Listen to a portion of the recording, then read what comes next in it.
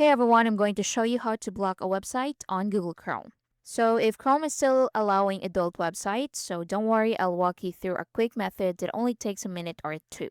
So this method works on Google Chrome with Windows, Mac, Chromebook, and other devices that support secure DNS. So let's get started. First, open Google Chrome, then click the three dot menu in the top right corner. Scroll down and look for settings and click on it. Now on the left hand side, click Privacy and Security. Now under Privacy and Security, look for Security and click on it.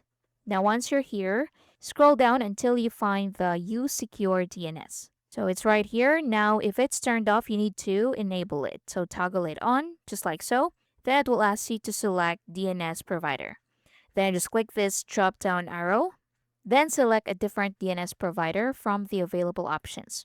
If you see Clean Browsing Family Filter, so you can select that. So this DNS service is designed to help block adult websites and other inappropriate content. So you can also choose Open DNS for additional content filtering and safer browsing. So again, you can use Open DNS and Clean Browsing Family Filter. So let's select Clean Browsing Family Filter. So after selecting your preferred DNS provider, you can simply close the Settings tab.